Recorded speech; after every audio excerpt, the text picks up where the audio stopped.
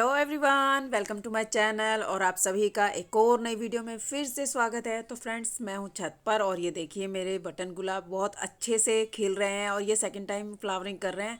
पर जो मैं अभी लाई थी ना पीला वाला गुलाब, वो अभी फ्लावरिंग नहीं कर रहा है। उसके हाँ नई नई ब्रांचेस ज़रूर से निकल गए हैं पर फ्लावरिंग नहीं कर रहा है। तो जल्दी ही मैं इसके भी रिपोर्टिंग का काम निपटा लूँगी।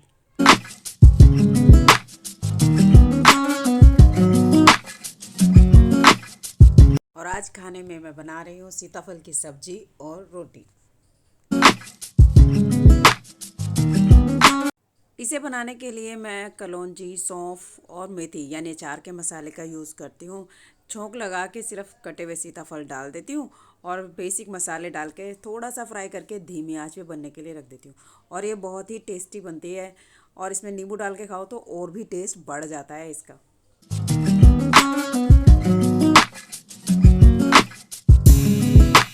घर का काम करना मेरे लिए कभी भी किसी युद्ध से कम नहीं होता, क्योंकि बच्चे हैं ना, वो सामान इधर उधर छोड़कर अपने काम में लग जाते हैं और मतलब कि इधर उधर बच्चे हैं तो इधर उधर फैलाते ही रहते हैं और मुझे इसको सारा दिन भर इधर से उधर से इधर ऑर्गेनाइज करते करते ही निकल जाता है। और अभी भानु गई है स्कूल और मनीष भी गया है अपने किसी ज़रूरी काम से बाहर।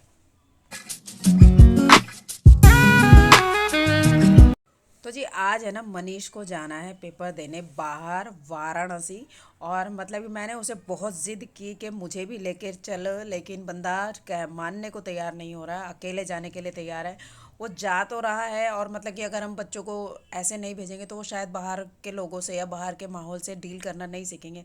लेकिन मैं एक मम्मी हूँ, माँ हूँ, भैया मेरा मन तो बहुत घबराता है, क्योंकि मनीष का ये फर्स्ट टाइम है जब वो दिल्ली से बाहर जा रहा है। तो मन थोड़ा घबरा रहा है। पर ये बंदा जिद कर रखा है कि मुझे लेकर नहीं जाएगा और उसने अपनी एक ही टिकट कराई है, मेरे लिए करवाई ही नहीं है। और मनीष ने ना खाने में कुछ भी ले जाने से मना कर दिया है, क्योंकि रात को 11 बजे की उसकी ट्रेन है और वो नेक्स्ट डे उतर ही जाएगा और उसका फ्रेंड है वो उसे मिल ही जाएगा, उसे पिक कर लेगा।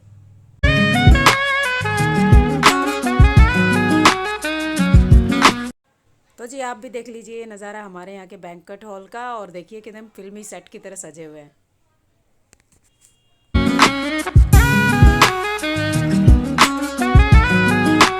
मनीष को छोड़ने के लिए मैं और मनीष के पापा हम दोनों गए। अकेले मेरा मन नहीं माना तो इसलिए मैंने थोड़ी ज़िद की, पर वो मान गए।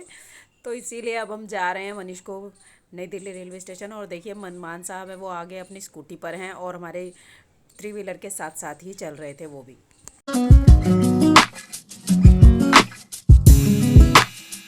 ट्रेन छूटने से 20-25 मिनट पहले हम पहुंच गए थे और बिल्कुल सही करेक्ट टाइम पर हम पहुंच गए।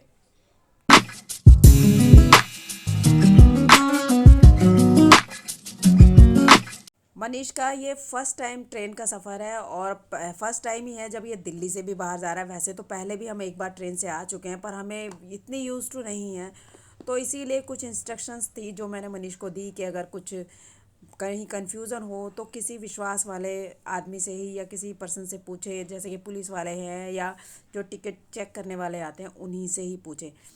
हालांकि बच्चे कहते अपने मन की हैं, मुझे तो वो पता कि इग्नोर ही कर रहा था, लेकिन मेरा काम था मुझे उसे समझाना था कि चाहे दो शब्द ही पड़े उसके कान में पर उसे याद रहे, क्योंकि अकेले है और लोगों आज के टाइम में थोड़ा सा विश्वास करना मुश्किल हो जाता है। पर आज के टाइम में ऐसे लोग भी मिल जाते हैं जो हेल्पफुल होते हैं, पर कई बार ऐसे लोग मिलना थोड़ा मुश्किल हो जाता है। तो इसीलिए कुछ बातें मैंने उसे समझाई कि अपना किसी का सा खाना खाना नहीं है और अपना पानी किसी के साथ शेयर नहीं करना है और किसी और का पानी भी नहीं पीना है। नींद एकदम वैसे घोड़े बेच के नहीं सोना है, थोड़ा सा जगने जैसी स्थिति में रहना है। मतलब एक दुख की बातें मैंने बोली पर वो इग्नोर ही मार रहा था, मुझे पता है।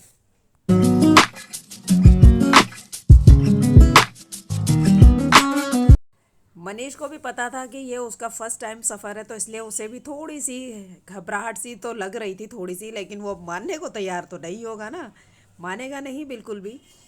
और देखिए ये है नई दिल्ली रेलवे स्टेशन का नज़ारा।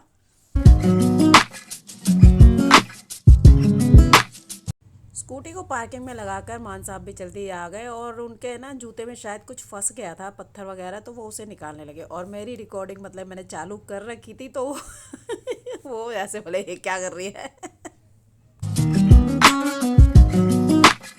और ये है हमारी प्लेटफॉर्म टिकट। कहीं हमें अंदर जाने देंगे नहीं देंगे, इस चक्कर में हमने प्लेटफॉर्म टिकट ले ली और सिर्फ 10 ही रुपए की थी, तो हमने ले ली क्योंकि मुझे मनीष को ट्रेन तक छोड़कर आना था, इसीलिए।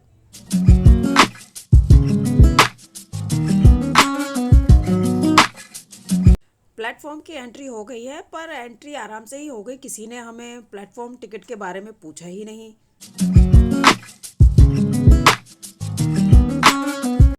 और लो जी, एंट्री करते ही सामने खड़ी थी ट्रेन। पर ये ट्रेन नहीं थी, हमने क्योंकि प्लेटफॉर्म कितना बड़ा है, कहाँ कौन सी ट्रेन लगती है ये हमें कुछ भी नहीं पता था, तो हमने वहाँ पर एक दुकान वाले से पूछा और उसने बताया 15 नंबर प्लेटफॉर्म पर लगी हुई है बनारस की गाड़ी, यानी वाराणसी की ट्रेन। तो हम चल दिए उसी तरफ। और ये प्लेटफॉर्म मतलब कि कितना बड़ा है, ये तो खैर इसी चीज़ से आइडिया लग गया कि प्लेटफॉर्म बहुत बड़ा है, लेकिन इससे भी बड़ा है प्लेटफॉर्म, जो कि शायद मुझे पता नहीं कहाँ है। खड़गपुर, मैंने सुना है खड़गपुर बहुत ही बड़ा प्लेटफॉर्म है।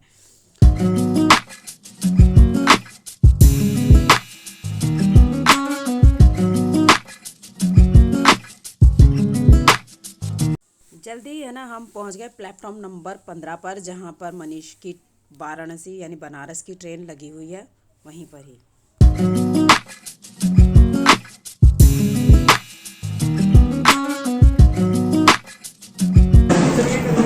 क्या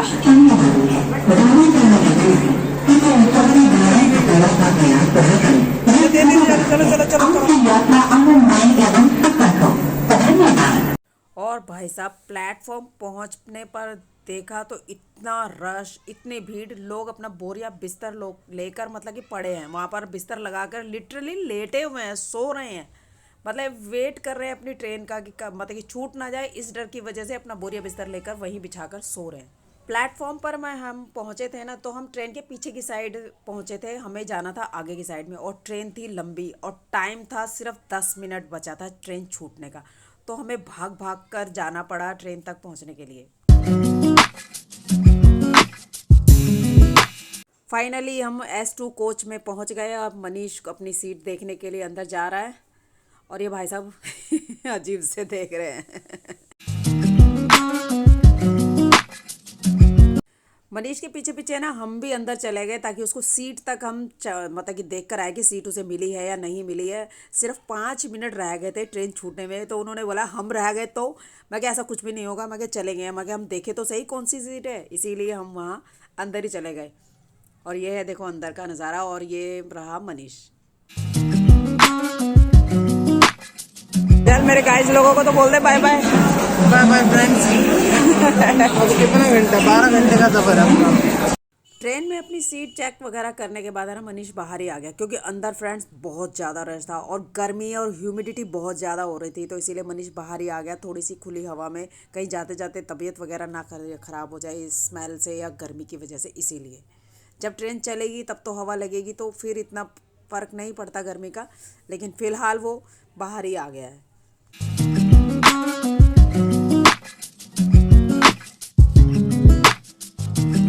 ट्रेन छूटने का टाइम हो गया है और मनीष ने अपने पापा के पैर छूकर आशीर्वाद लिया। और मनीष की जो सीट है ना, वो ट्रेन के दूसरे साइड है, वो इस साइड वाली सीट नहीं है, वरना जाते हुए उसे वेव करके मैं सी ऑफ करती, पर वो उस साइड है, इसीलिए यहीं से इसको सी ऑफ कर दिया।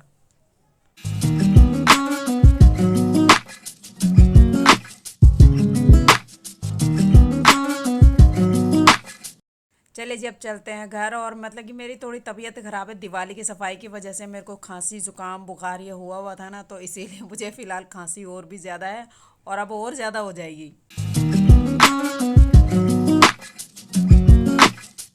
पार्किंग के बाहर है ना, मुझे कोई एक फंकी से हेलमेट वाला बंदा दिखा, और वो मतलब कि थोड़ा सा ही रिकॉर्ड हो पाया, और अब मैं ज़्यादा तो नहीं हो पाएगा। पर फिर है ना, थोड़ी देर बाद वही बंदा आगे जाके मिला, मान साहब ने मुझे दिखाया कि देख वो है, और मैंने थोड़ी सी रिकॉर्ड करी, यानी कि इस बंदे को मेरी वीडियो में आना ही था, इसीलिए वो मुझे फिर से मिला, और मैंने मतलब कि थोड़ी सी रिकॉर्डिंग की, तो उस बंदे ने मुझे वेव भी किया, मैंने थम्स अप किया, पर उन्होंने कोई बुरा नहीं माना। तो ये थोड़ा सा अच्छा लगता है कि लोग ऐसे सपोर्ट करते हैं, तो अच्छा लगता है, थोड़ा मन खुश हो जाता है।